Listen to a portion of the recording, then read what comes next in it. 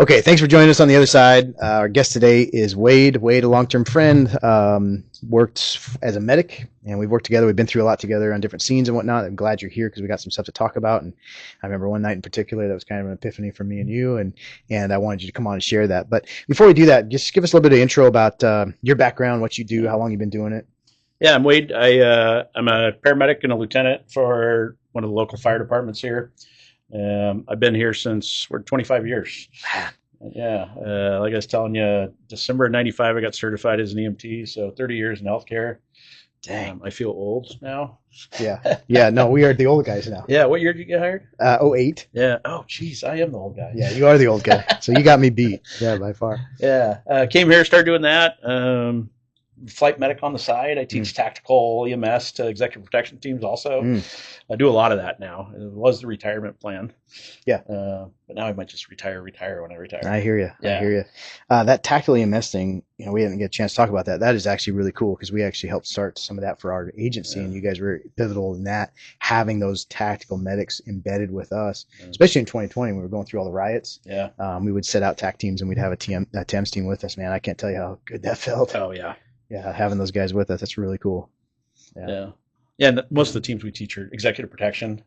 And so it's that kind of, it's a weird twist on it that makes it fun to teach. I bet. Yeah. And you probably meet some cool people. 100%. Can't talk about it though. Yeah.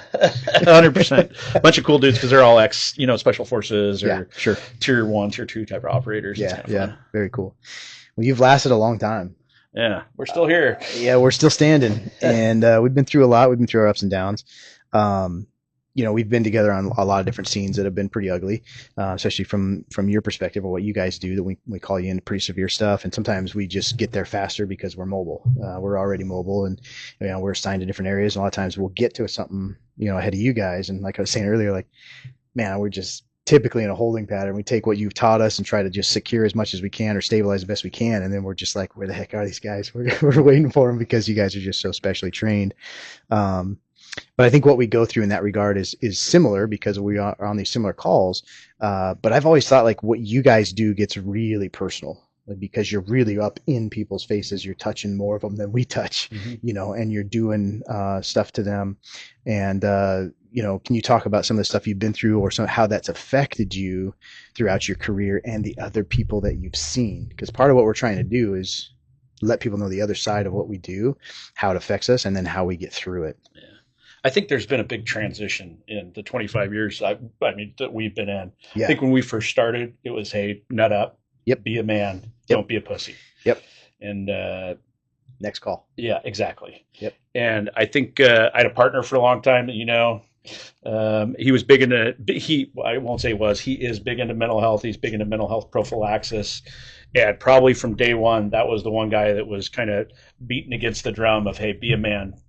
Knock it off, compartmentalize, because I think compartmentalizing has its place on calls, but I don't think it's the best thing after calls. And I think we do that, right? Because we have to get through that. We have to train and to operate, and then we get through it, and then it's the afterwards where it gets us. Yeah.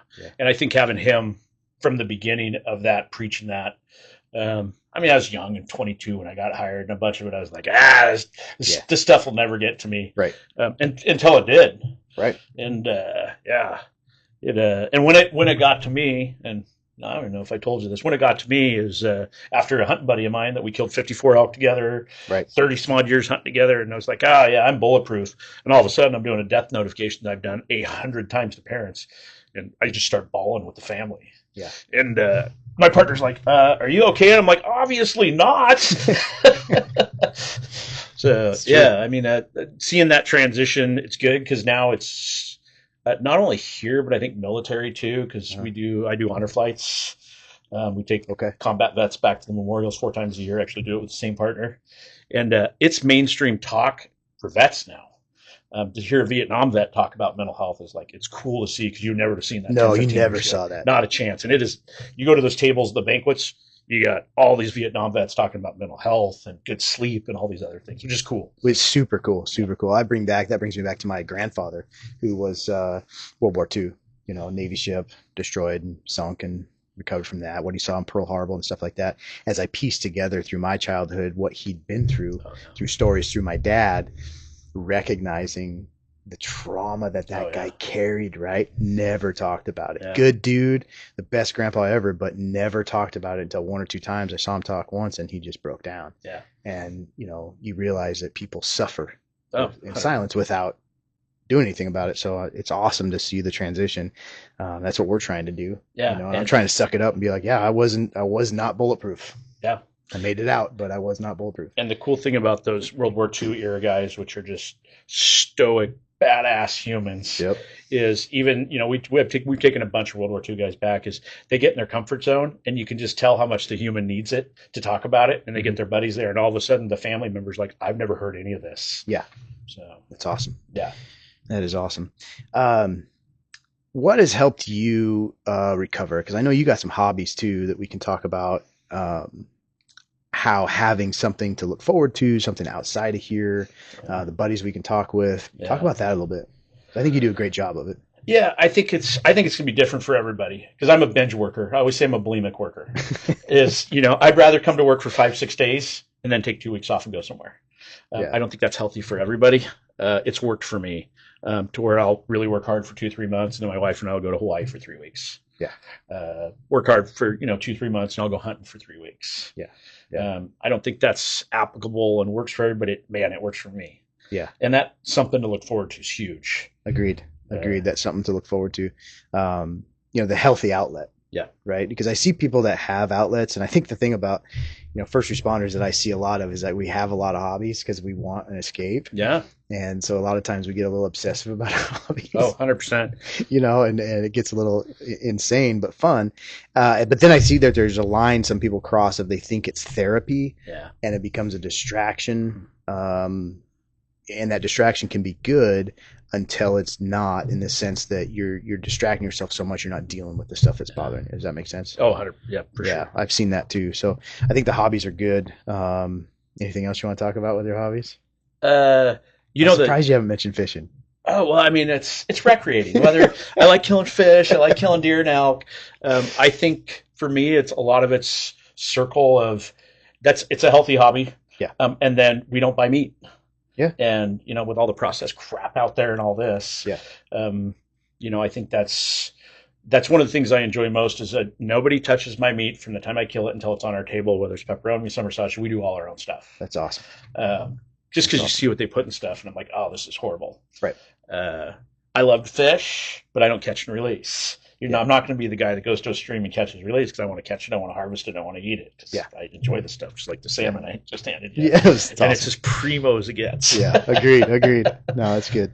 No, I love it. And as a medic, I mean, I've always known you to be super knowledgeable about, the stuff you're taking into your body, the stuff that's happening with your body. You've taught us classes about, bloodborne pathogens and all the stuff that happens. And so to hear you say that is pretty powerful stuff, because it's not like, it's a hobby. It's a lifestyle for you. Yeah, So oh, for sure. And part of it's a badge of honor for me. Is like, oh, we don't buy meat. yeah, But I mean, the other portion of it too is I get my kind of circling back to what we were talking about stress with the job. I have my own little personal indicators that I'm sure you do in your head Mhm. when I'm starting to get stressed out. Yeah. And my indicators first is sleep. Oh, I'm so glad you mentioned that. Yeah. Like bar none. If I'm waking up during the night and my wife has the bar down probably better than me. The more I twitch when I go to sleep, the more stress I'm under. Yeah. And I think it's that sympathetic, people get ganglion nerve blocks, Mm. kind of suppress that sympathetic nervous system. And Yeah. I think mine fires up I think all of ours fire up when Yeah. we get under stress. Yeah, they do. And when I teach my classes, I talk a lot about the sympathetic nervous system, because I was never taught that stuff, right? Yeah. So I had to learn it the hard way. And, we're operating in that sympathetic nervous system all the time. And I think the problem with that, and, correct me if I'm wrong or your opinion, but is you feel so alive, your brain's firing on all cylinders. Mm-hmm. You've got, adrenaline pumping through you. You're making decisions. You're joking with the guys, and you're performing up here all the time. And it gets addictive. Yeah. Honestly. And then your baseline, because you're not going back down to that parasympathetic, your baseline just keeps coming up and up and up. So then before long, you're not coming down and you start having sleep issues. And the first thing we start talking about in our classes with 43rd Mission to get through this career is to monitor and know your sleep, right? Because that's when your brain repairs. That's when your body repairs. And without it, that's when you start going downhill. And I agree that when I have sleep issues, that's the first indicator for me that something's not right. And correct me if I'm wrong, severe, but 4 stages of sleep. Yep. Stage 1 and 2 is what we get into all the time. Stage 4 is where we get our healing, both Yeah. body and this stuff. Yeah. Yeah. Yeah. And you got to do it. Do you monitor your sleep? I did for a little while, but I Yeah. don't. I think I have a pretty good gauge on it. Like when I was doing it, I can tell you when I wake up whether or not I slept 8 or 6 hours because they feel the same.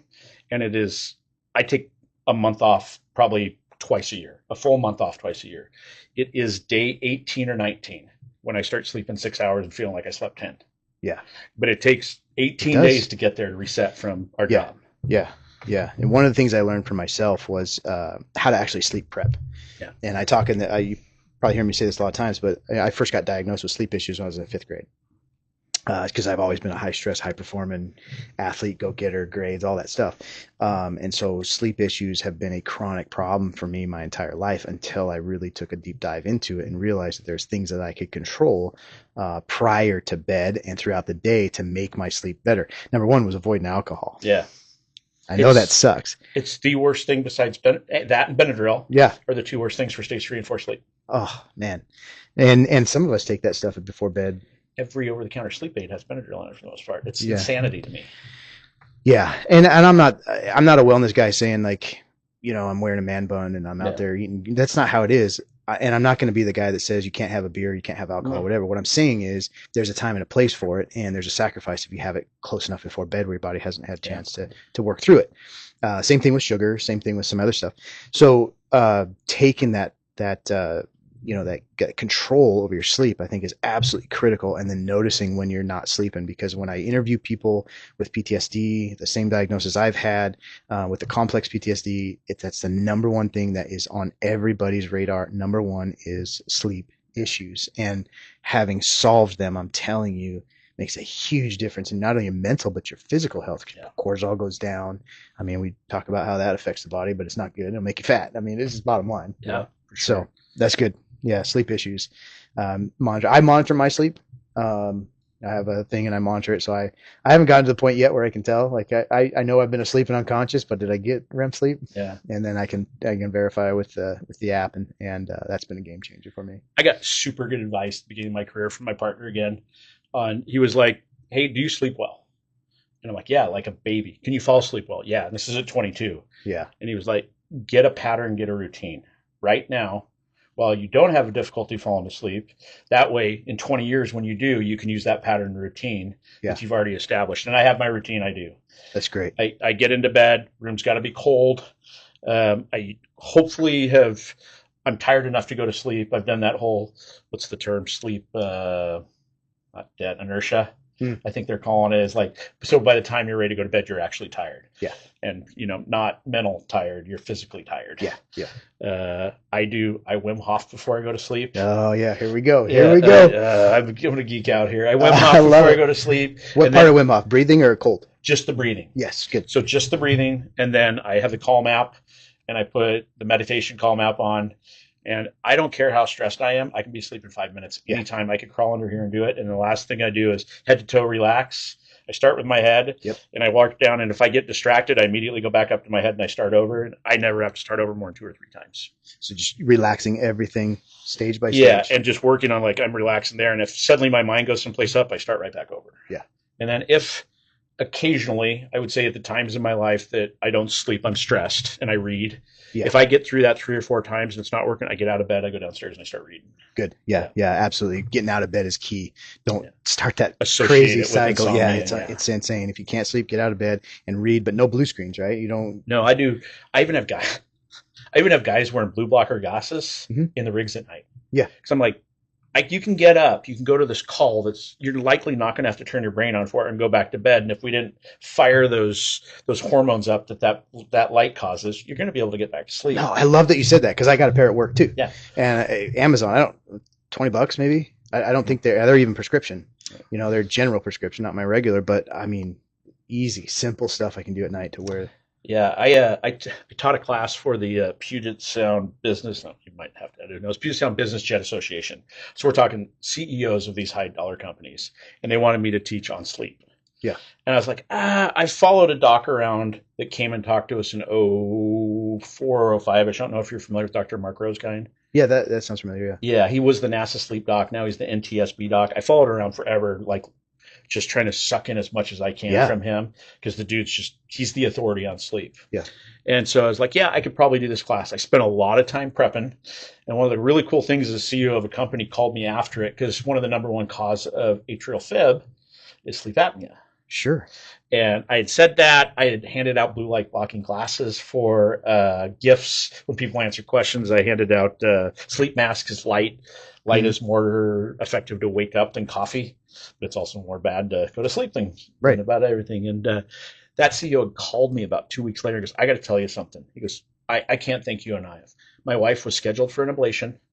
She had all these different things. We said that sleep apnea thing to the doc. She's now on a CPAP machine after a sleep study, and her atrial fib's gone. Yeah.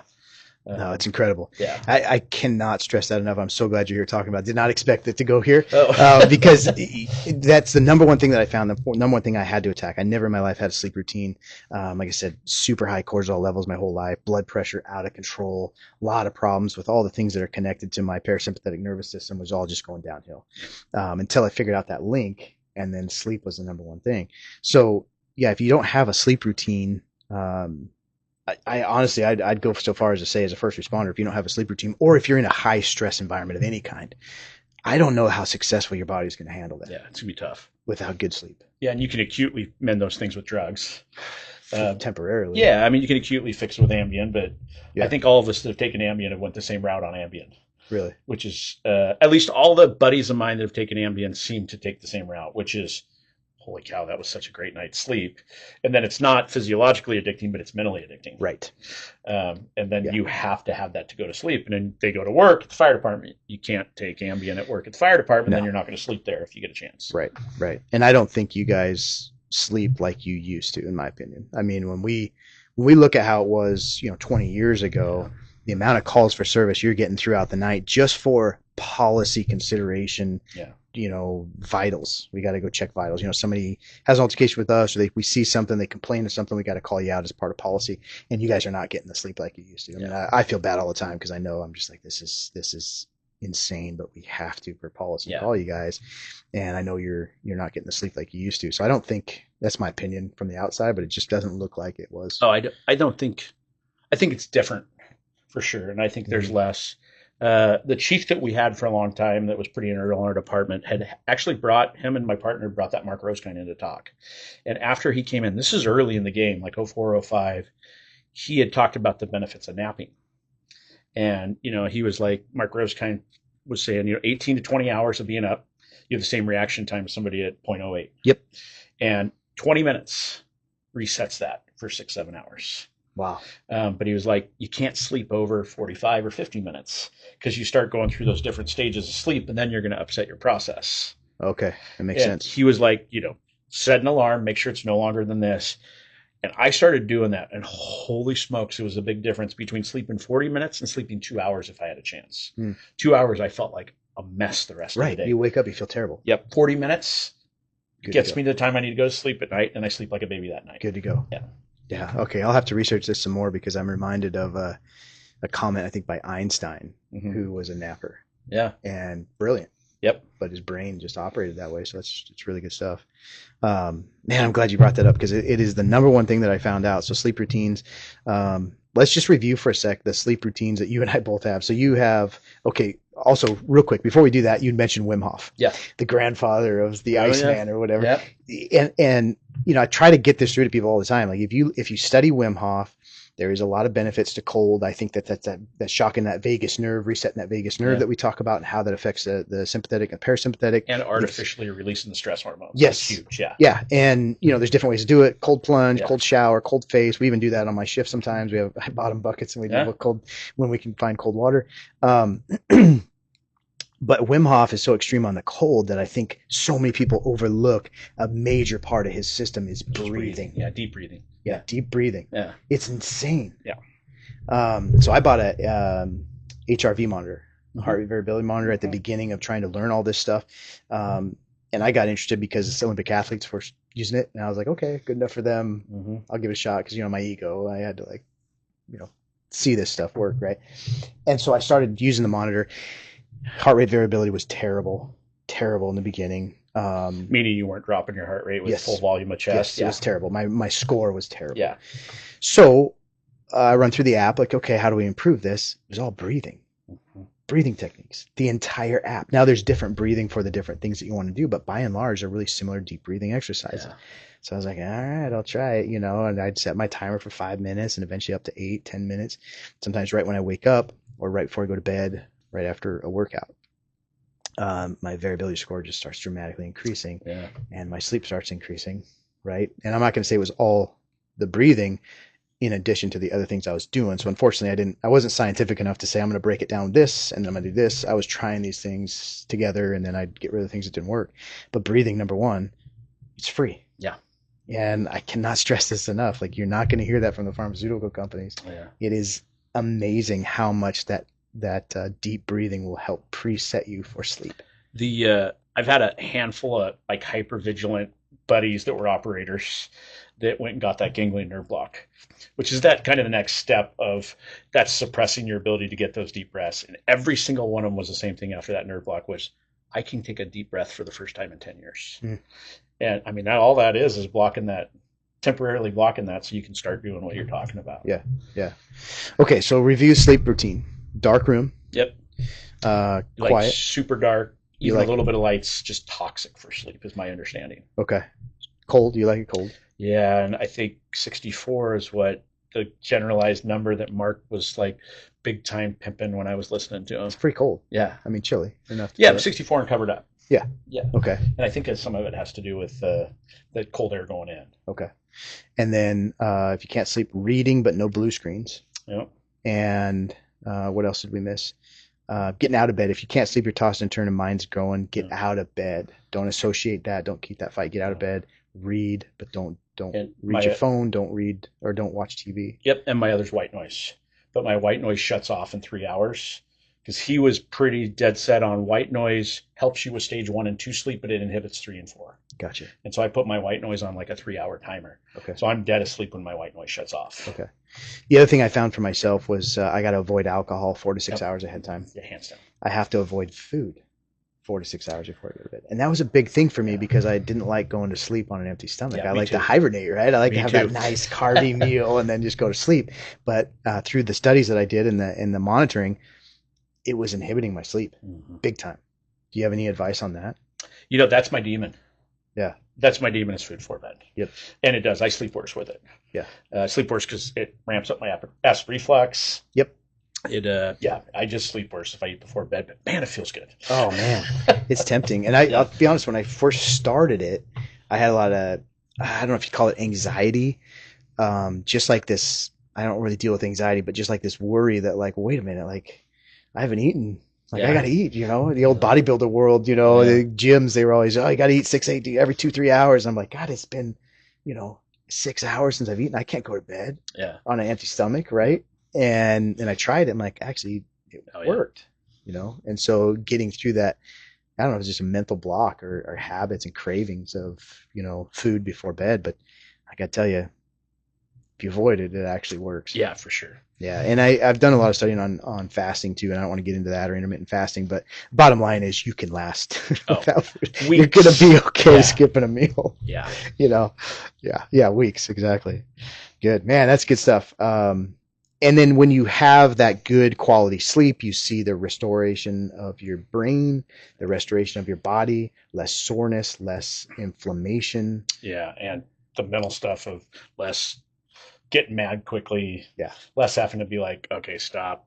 You're being unreasonable. Yeah. Yeah, let your higher brain take over. I love it. Love it. Yeah. Good stuff. I'm less irritable at home if I'm getting good sleep, hands down. I mean, my wife can tell you just based on my irritability. Yeah. And I try to teach like an 80-20 rule for life. It's for dieting, for exercise, for everything. 80-20 is the goal. Mm-hmm. Like, cause you got to have that 20% as like a gimme or live or have a meal, maybe you have a beer with your friends at night or your wife or a glass of wine, whatever. Not being so strict on it that it's now limiting you or making you feel like, oh, because I can't have it now, I want it. Yeah. Like, let yourself have a 20% rule where it's you're good. Yeah. That 80% is great. At least that's what I abide by, because I know for you and um, I'm not always going to have good sleep. There's going to be stuff that's bothering me. There's going to be a busy call. There's going to be stuff that, ran over. Now I've worked 14-hour shift and I've got, 9 hours to Yeah. sleep and get back. And so that doesn't always happen. So, I don't want people to think like, oh, I had a failure today, I'm done. It's like, no, Right. you're going to have those bad days. Mm-hmm. But the key is to make sure you have that routine, that way to have that good sleep, that restorative sleep, and then you're going to perform better. Yeah. You're going to think better. You're going to perform better. You're going to perform physically better. And I think that's where it came from, the HRV, for those athletes, was they were noticing better Oh performance yeah. physically because of what they're doing. So Yeah. I take if I do my routine before I go to bed and I do healthy stuff when I wake up in the morning, I don't need coffee till 10 or 11 o'clock. yeah, And if it's versus there's mornings I wake up, I need it twice before I even decide to talk to anybody. fair, fair.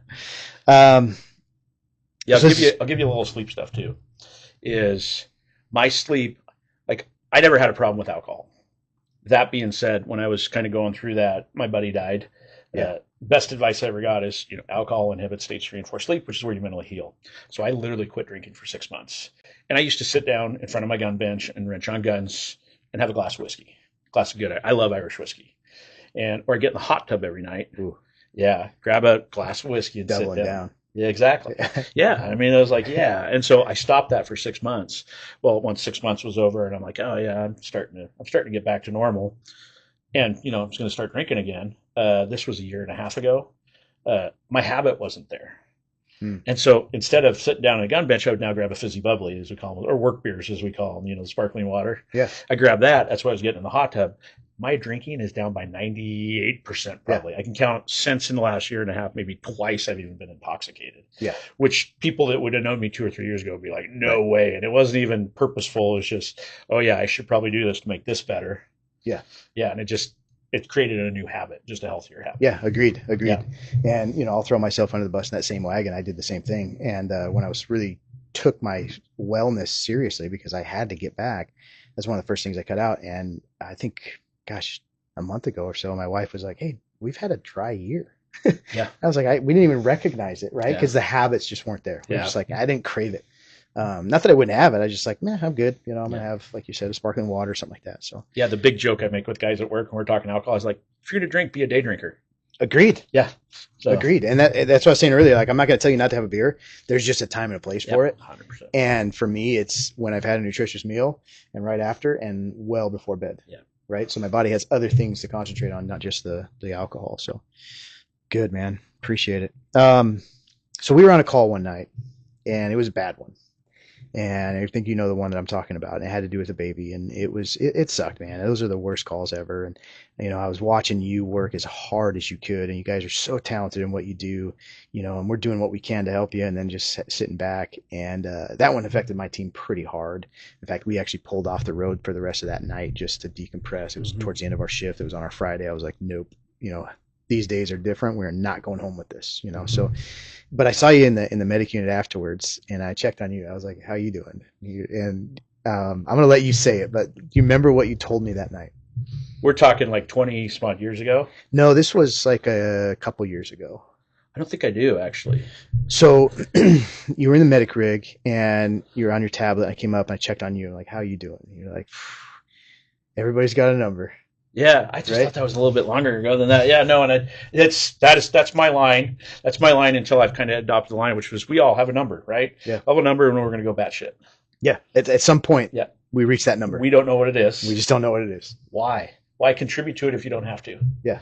So we tell new guys that if you don't have to look at something, don't look at something. Yeah. I know you said blue, and I've adapted it to a cup now. Yeah. Because everybody's got our cup. Uh-huh. A bunch of us. It seems like this job attracts people that already have stuff in their cup. It does. Yeah, it attracts alphas. It attracts people that are kind of ADHD-ish. Yeah. Oh yeah. And it attracts people that have stuff in their cup. Yeah. I think it might be a controlling thing. Yeah. Just trying to control things And a need to maybe help others. help. Exactly. Yeah. Yep. And I think you can make that cup bigger by prophylaxis of mental health stuff. I think you do stuff to make it full or smaller at times. Yeah. But all those calls keep adding to it. Yep. I don't think you can ever empty it, but I think you can make it bigger. Yeah, for sure, for So sure. Yeah, I've used the analogy of a balloon. Like we're doing everything we can to, we're just constantly filling up this balloon, right? And we're doing everything we can to make the balloon tougher. But in my career, nobody really ever taught me how to start emptying the balloon, yeah, right? I start releasing some of the pressure so you have the capacity when you need it. But yeah, that was a good night, I think, for me. Just to recognize you've been in the business a long time, and that you guys are seeing it too. And it's like you're right. We all acknowledged that it exists. We see it in our buddies. We saw our buddies flame out of this business. We've mm-hmm. seen people lose their jobs, their relationships, their homes. Just struggling with this mental stuff. And it's like we all kind of seem to know, like you said at that time, at some point we have a number. We don't know what that number is, but it's coming. Yeah, And I remember you saying that was not my number, but it's on the list. yeah. That night we were Oh, talking. 100%. Yeah, But it occurred to me when you said stuff like that, I'm like, yeah, why do we always, like, we all recognize that there's this number, but what are we doing about it? We're all just kind of at that point, in my opinion, we were all just kind of like hoping yeah, that it would not come before we were 53. yeah. And I've since learned how to, release the pressure to build the capacity. Sleep is a big part of it. Therapy or having somebody to talk to, huge part of it. Yep. Do you have any advice on that you want to talk about? I think there's some things that have been really good done in that relation in my department. Yeah. One is, I mean, it's standard for us to take resilience training, like and a good resilience training, not some, you know, some everybody's getting. We have good, intelligent, educated in mental health people that are industry specific. They're teaching resilience. It's common practice. Like I made a phone call yesterday. They had a very impactful call yesterday where they literally ripped somebody from the clutches type of thing. And I called that crew. I'm like, hey, it's sunny out. Don't go to sleep. Go walk around the building with your crew 5 or 6 times, get your heart rate up. Yeah. And I mean, guys are getting that, that cortisol Mm-hmm. that's circulating is implanting Mm-hmm. those long-term memories in your head, long-term traumatic memories. And you can get rid of that with 10 minutes of activity Yeah. before you go to sleep. If you go to sleep with that cortisol sitting, it implants that for a lot longer than it would have Yeah. otherwise been. Yeah. That's mainstream where I'm working now, which is pretty cool. The guys are talking about that. Yep. We've started, like you were talking about with your crew that night where you took them off duty. Yeah. If we have a call, we just make a phone call. Everybody's done for an hour and a half. We can work out, we can eat, Yep. and we can go BS with each other. Yep. I've sent guys just treadmill for 20 minutes, then we're going to go BS. And I think And we're that gonna right debrief there it. is more impactful in guys' lives than the majority of any therapy or any could be if that was a routine thing. Yeah. And I wish it was when we started. I agree. Yeah. It took me a long time to realize it and to buy into it. That Yes. just walking, because it doesn't feel like it's doing much, but I mean, it's scientific. Yeah. They can see it on brain scans when you do it. They can actually watch this stuff happen. Left brain, right brain's working. I mean, I can't say it enough. And there's a I think it's Duke study out there that said that, 20 minutes of walking 3 to 4 times a week fights depression better than medication. Yep. And sunlight. And sunlight. Yeah. And so, yeah, especially in the morning, right? Yeah. And so, yeah, I can't emphasize that enough. So, I know my crew, when something happens, I send them to the treadmill. They know why. Yeah. But it does help. It And I just think it's 10 helps. minutes. Yeah. I've just done studies say 10 minutes on that treadmill or something. I did 20, Yeah. but yeah, I'm sure 10 is good too. It seems like when I remember reading, I was like, it's not as long as I thought it would be. No. I would figure it would be like an hour and a half of hard activity or something. No. It's not much. No. In fact, I've learned that, in the very beginning of all this, it was like, hey, go work out, go work it out of your system. And so we do these intense workouts right after trauma, right? And that actually doesn't help because your brain is back into the SNS and it's not doing the processing it needs. And so that was new advice to me, was to like, hey, yeah, go do the walk, go do the mild cardio, go do something that's not super intense, because you don't want to bring your brain back up there, Yeah. right? Because then it won't have a chance to process. So Yeah. all stuff we're learning. I think it's great stuff. And, when I started this podcast, you're one of the first guys that I thought of. I was like, we got to talk about that one moment, that everybody has a number. Like, yeah, we always thought that. And it was awesome to see us go from a place where we would acknowledge that there was a number. Yep. Right. Because when we started, Oh yeah. you didn't talk about any of it. Yep. Right. I tell a story about, I was at another death. It was a baby death, which, affected me pretty good. And I had a baby the same age at the same time. And so, all these things lining up, and the investigation I had to do was pretty awful. And I had a lieutenant that, whispered into my ear. He's like, ooh, as I'm doing this, he's like, hey, put that one deep in the vault and don't pull it out to your 60. Yeah. Right. And that is what we were trained. Yeah. I mean, and it's probably the worst advice you ever could get. And it was, we didn't know any different. No, Yeah. no, nobody did. Nobody knew what to do. Yeah. So just stuff it and deal with it in retirement. Yeah. Um, I've only had, 25 years. I ran a lot of calls. Yeah. I understand that my decreased ability to deal with, my buddy dying probably had significantly to do with his career. Sure. Had another close buddy just recently that had his brother die. And that's what the counselor told him was, you're done working. Your inability to deal with this is 100% on the job from your 25 years as a firefighter. Of course. Yeah. But only one that ever bothered me, and I won't be specific because of Privacy Act, but was a horrible conjoined twin death. And, for me, it was like, okay, let's figure this out. Why? And it's because, I've never been trained on it. I didn't know what to do, which is very freaking rare for us in our job. Yeah. And man, that one messed with me. And this was 23, 24 years ago. Well, at the time, guys are like, that's messing with him. I'm a creature of habit. Go to my recliner, go click, click, click, look up on the ceiling. There's conjoined twin pictures all over the ceiling. Sure.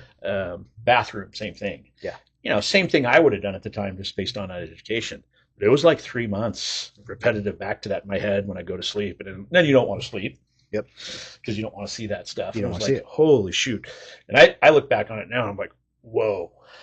Because now I'd educated enough to be like, hey, I'm going to take a couple of weeks off work. I'm going to go talk to somebody. Yeah. And we're fortunate that sometimes, especially with your seniority and stuff, that you get to do that. Yeah. And that's one of the things I admire about you is that you're always willing to work hard and play hard, like you said, work hard and then take the time off to decompress. And I still, I run across, it's getting more rare, but I still run across agencies that are trying to run like 5/8. They're trying to run people 5 days a week in this job and 2 days off. And it's like, you can't, you have to have a schedule with more time off than that. Oh yeah. 18 days is what it takes me to get back to normal. Wow. Yeah. That's good stuff. Well, I appreciate it. When you came on, when you think about the podcast, the things you wanted to share, what did you have in mind? I want to make sure we hit it. I assumed we were going to talk about sleep. I assumed we were going to probably talk about mental health. Yeah. I have really no education on mental health other than the partner for so many years has a master's in it, and I've watched him change people's lives. Yeah. I always make the thing of 5 hours, 5 phone calls. I can probably figure out whatever you need. And I somehow, by default, have became a lot of people's phone calls when stuff happens. Yeah. And I'm sure you guys do peer support where you work. Yep. Same thing. I believe in it quite a bit, actually. I do like how much mainstream conversation. This is just normal. Can you imagine if we did this 20 years ago? No, we would be ousted.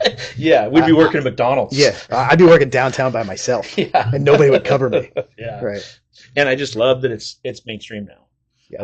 I love hearing the vets talk about it when we go take all those vets back. You got to come do that with us, by the way. Yeah, I'd love to see that. Yeah, no, you seriously got to come do that. Yeah. You'll lose your mind. Yeah, that's awesome. It restores my faith in humanity. I bet. Yeah. No, and to see those guys recovering, and that's one of the things I wanted to talk about. Like, I got to my breaking point, and I have it tailored down to the day that I broke, mentally, right, and emotionally. Even physically, I was super suffering, and it all kind of ended up being linked together until I figured that out. But I got to that point, and what I want to tell people is, like, you've probably seen this, is if you're at that point, or you're close to that point, or even over that point, it is reversible. Oh. I hate the term PTSD, and it's a presumptive diagnosis now after 10 years. I really am sick of hearing about it as a disorder. It's an injury, and an injury can be rehabbed, right? You might not be 100%, but you can probably be 90. Yeah, you know what I mean? We're never going to take away the things you've been through, because those are suck zones and you've been through them. Yeah. But we can separate the emotion from the experience and give you that capacity. And so, for me, it was a combination of the things that we teach for wellness plus therapy. Yeah. You got to have somebody, like a professional, that's helping you unlock what your brain has done, because we're not taught. Yeah. And it is specialized. Yeah. Have you ever had an issue with, feeling weird and talking about it? Because I personally, I haven't, and there is therapy that I've gone through that you don't have to talk. Yeah. I don't know about being weird, but I went to a couple of formal CISMs to support my partner at the time, because she's on the team, and there was a handful of them I went to. I'm like, am I that shit crazy? Because that was the call of the day for me. Right. And really made me understand everybody handles stuff different. Yeah. And so what's impactful on some are different than others. Like, for me, the stuff that impacts the sin out of me is if I don't run it how I would have wanted to run it. And that's where I'll rabbit hole. And I'll learn everything I can about it. Mm-hmm. And I don't know how healthy that is, to tell you the truth, but when I first started, I was 1 day a week outside of work where I would just study medicine. Probably 8-ish years, 9-ish years, I did that, and I was like, starting to get this job kind of down, and I really 9 years. slowed down on my outside of work study. And my partner left, retired, and I was like, oh, I'm it. I'm now him. Yeah. I'm like, oh, I don't have a phone a friend, and so I was back up to a day a week. And all the calls that have ever impacted me are ones that I weren't prepared for. I probably over preach studying outside and mastering your job, but that's the thing that seems to have worked for me. The times that I've had calls impact me is when I fucked up. Yeah. And I was like, I got to figure out how to never do that again. Yeah. Wrong, right, or indifferent, but that's like been my huge like success. Yeah. I shouldn't say success. That's been my ability to make it 25 years and, still feel relatively sane about what's going on. But man, the ones that hit me is the ones where I mess up. That's good. Yeah. That's good to know, because it's like you're not prepared. Yeah. How do I go prepare for that? How do I go train for that? Yeah, I can totally see that. Yeah.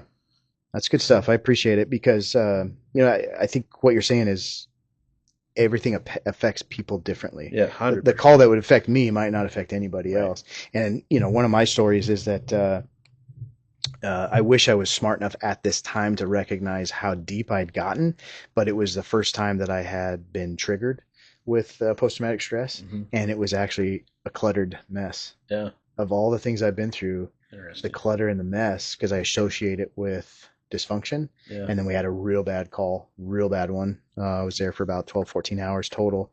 A super, cluttered house. It was actually a hoarder house. But it was interesting to me. I was like, of all the things that could have triggered me, mess. Yeah. Right. Yeah. And I was not prepared for that. Yeah. And we, my wife helped me deal with it, and it was a pretty incredible experience, just seeing how she helped me through it. But I was like, why that? Yeah. A mess of all things, a cluttered mess triggered me. It's weird. But, that was a sign. I missed it. We dealt with it, but it was a sign. I was like, oh, geez, my cup's full or my balloon's full. Yeah. Whatever, Yeah. Anything else you want to talk about? You'll probably know the name of this, and I'm trying to remember it. I'm sitting here just scratching my brain, but I've had a couple of folks that I've watched go through this where they've had it. It brings back like the Deer Hollow thing, and you brought like Quackenbush in, didn't you, to talk from Deer Hollow? Yeah, where he's coming in again this year. Oh yeah, I'm a big Deer Hollow fan. Personally, walked a couple of buddies in there. Yeah, changed their lives, saved their lives, I should say, is what it did. That place is awesome. Yes, guy or something that had a shooting, but it was on the way home to his house. Yes, and then he would drive past it, and every day that would trigger that. What's that therapy? It's I always would joke that it was mumbo jumbo, but it's not. Yeah, it crosses the brain left and right, yes. And so you're dealing with it from one side of the brain. You go do this repetitive therapy, and it makes both sides of the brains, and then we've had a couple of guys go through that, and it literally, because I think it's ideally suited for that type of thing, the one trigger thing. Yeah. What's the name of that? It triggers the REM cycle. Yeah, it's I can't think of it because I talk about it. And it's the eye. Yeah, rapid eye movement. Yeah. Yeah, and it has to do with some eyes. Oh, it's gonna kill me. I can't remember it. We'll think about it soon. Yeah. But yeah, that's actually some of the therapy that I've done. Yeah, and with the same therapy groups, and it's incredible. And it made me think of that because you said your trigger was a cluttered mess, and that triggers on one side of your brain, and I believe that therapy is the theory is it has the other side of the brain to help you deal with that. It does, and that's the type of therapy where you don't have to talk necessarily. Yeah. You run through it, you reprogram your brain, and you get into a deep understanding. Stuff we would never be able to do ourselves. It's just guided. And I'll be honest with you, that was one of the ones where we did that therapy and it worked. Sometimes accelerated resolution therapy involves that as well. It's the same type of therapy, but if you're not doing that for some of the traumatic stuff you've been through, I don't know how far you can get into healing. What I've heard is you can have coping mechanisms that will help, but in my opinion, those coping mechanisms should be to help you get functional so that you can get to the therapy to remove the emotion. And I'll be honest, that event that triggered that, obviously there's a bunch that piled up to that. I did go through it and it worked. And in fact, it worked so well that I had to admit to myself that after that session, I went out and I was like, I feel good. I'm going to test this. Because that happened on Fifth Avenue, and I, for years, would not drive down Fifth Avenue unless I was forced to. Yeah. Because I could easily go around to Fourth. Yeah. So why would I? Yeah. Right. And I had to admit, I was like, yeah, I've got some avoidance there. So I got in the truck, drove to Fifth Avenue, and I got there, and it was a pretty cool moment. But I got there, nothing, Yeah. good to go, Yeah. because I had reassociated, I dealt with it, and I'm like, oh yeah. Yeah. And in a twist of fate, that house had actually burnt down. They built a new one, a Yeah. really nice one, and I was like, well, that's a nice ending. That Yeah. place is gone, but it worked, and yeah, I didn't expect to get into that, and I'll get into it anytime. But that is the type of therapy that if you're not working with, in my opinion, when those things happen, that you have to remove that emotion. It is crazy. It seems overly simple, but it works. Yeah. It works, and we've had a couple of guests in your chair that have been through it and they swear by it. Yeah. I'm one of them. But it's out there, and that is what I would be considered the same as like physical therapy for an injured shoulder. Yeah. It's just PT, and you recognize, oh, that is relatively simple, but I didn't know how to do it, and I had to be coached through it. And now, after all these sessions, all this time, I'm using the arm again. I'm throwing again. Difference being is you can get surgery on your shoulder. Yes. That's the difference. Yeah. But a lot of times you don't have to, right? With the right PT, you don't Right, have to. And right. that's what I'm saying about this therapy is like, yeah, you can absolutely treat it as a post-traumatic stress injury, do the work, rehab, get back, and you're back in the game. Yeah. Your capacity's up. So I can't stress it enough. Oh, for sure. And it's not weak. Like I said, 20 years ago, if we went to the therapist, we would never admit it. Oh, for sure. Never, ever. So yeah, get in. Make that call. If you're on the fence right now, make the call. You got nothing to lose. Yeah. Good. What advice would you give to new guys starting out right now? I can tell you what advice I give. Yeah, please. Get a sleep cycle. Learn the stuff that's toxic to sleep. Light, alcohol, Benadryl. If you're going to use a sleep aid, there's a handful that are worth using in short term. Short term is the key. Yes, hands down. Yeah. I get a lot of people that ask me, like, what about, is it magnesium? Yeah. Can I use magnesium? And I'm like, listen, try to do it naturally. If you got to get through if you're mag something. deficient, sure. But yeah, go get something that backs up that you need magnesium. Yeah. So, okay. Good. So sleep, what else? I'm just keep hitting that. So I give them sleep. I'm like, hey, sunlight's one of the best things you can ever do. Get outside, eat non-processed stuff. Mm-hmm. I'm a big believer of, if you go get a organic pig that you raised and you cut the belly out and you don't put sulfites in it, there's nothing wrong with any of that animal. It doesn't get messed up until man messes with it. I don't use any cures on my stuff. It's all celery juice and stuff that's natural. And yeah, it's just, I feel better when we eat that way. Good. I just feel like $1 million when we eat that way. Yeah. And then the other big one with new guys is like, I'm prep for your calls, like study for your calls. There's nothing that's going to pick your mind up more than anything in the world than going to that call, screwing up, and realizing that you likely could have done that better and that could have been an outcome. Sure. You guys debrief? We do. Yeah, that's big for us. Yeah, and we do both table debrief. I should say both table after action, formal after actions, orchestrated debriefs, and then for the really bad ones like critical incident stress management. Sure. The whole systems. Yeah, and I'm trying to think of the model, the Mitchell model. Uh-huh. The Mitchell model on that. Yeah. Good. So, and it's kind of through that. I think that SISMs might one every couple of years type of thing. Sure. I think the majority of our healthy stuff happens at the table.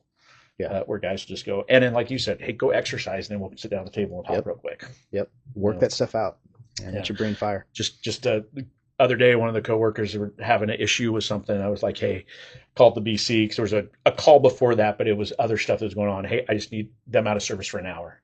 We went and walked up and down Kenyon 4 or 5 times in the sunlight and just shot the shit. Yeah. There's just like, I don't need to go home. I feel great now. I'm like, yeah, it's amazing what that does. And you're not getting any pushback from Absolutely administrating? not. And in fact, if a structure fire would have went out, we would have went to it and nobody would have said a damn word. Sure. And that's new. I mean, that's relatively new. It's probably the last 10-ish years where we can make one phone call and be like, hey, we're going to be out of service for an hour. No problem. Tell us when you're in. Yeah. Yeah. I think we started our peer support in 2017. Yeah. So we're going on almost a decade, but big shift. Yeah. Decompression breaks, we call them. Yeah. And I have not gotten much feedback or negative feedback or pushback from the administration that we need to do it.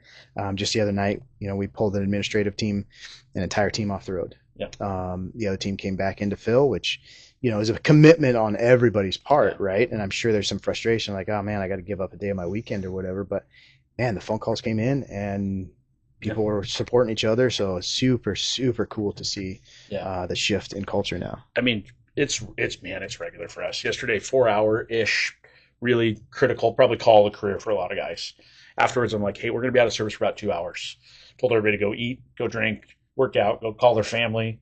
We'll shoot the shit and we'll go back and service it. I think it was like 5 o'clock. We'll go to service at 5 or 5:30 whenever we're ready. Yeah. Shut the tones off to the station and nobody's worrying about anything, right? Right. Whereas before, if you're on duty, you're like, oh, am I gonna get to eat? Am I gonna get to wash Yeah. the stank off? Yes. And all those things, I think it just makes the mind easier to deal with things if we're not worrying about those basic needs. Yeah. And then we can last 20 years, Yeah, 25 exactly. years, right? Have a good retirement.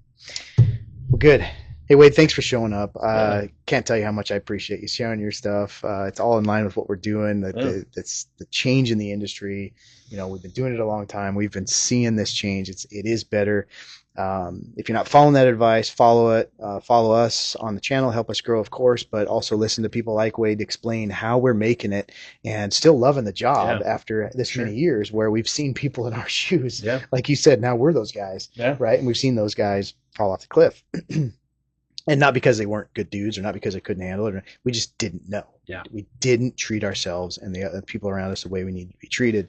And we got to make that change. And guys like you that have been doing this longer still on the road that Yeah. are liking their job on the road. I love my job. Yeah, where you get a lot of people that are like, oh, this sucks and want to go somewhere else. Yeah. Or they're counting the days to retirement. Yeah. Right. Yep. I've literally seen screensavers Yeah. that counted down the days. And I'm like, that is miserable. Yeah. Right? Yep. I'll do it as a joke quite often. I still love going and doing bear medicine. Like Yeah. I was like, everybody's like, oh, when are you going to go downstairs? I'm like, joking. I'm like, I would start a shotgun if you made me work downstairs. I want to do my job. I love being a paramedic. Yes, yes. I've said that many times about being an administrator. I've tried administrative roles. I've tried, and it's just not for Yeah. me. And it's crazy because it seems like that's the expectation, the promotion. That's the expectation. You got to promote. You got to go up in the organization. I'm looking at the job. I'm like, that is not what I signed up for. Yeah. Yeah. I get why people do it, but it's not me. Yeah. So I think there's people that can do a lot of good there. But I think there's guys like you that can do a lot of good right where they're at. I am Yeah. set where I'm at. Yeah. And it's what I got in this job to do. So yeah, I appreciate it, man. Anything else we haven't talked about that you want to mention? I think I've asked that before, but I just want to make sure that we got you here, and I appreciate you. If you're looking for resources, go to 43rdmission.com. We do have some free resources there. Of course, you can contact us to sign up for some trainings, listen to our podcast, help us grow the other side, and use it as a resource to learn more about this job, or even learning about how first responders in your life might behave or what they go through, so they don't always have to talk about it. I think it's one of the biggest feedback I've gotten from this right now is that, I've showed this to my spouse, I've showed it to my parents because it helps them understand what we go through, and that's what we're trying to do. So thanks for your support, thanks for listening, thanks for watching, and we'll see you next time.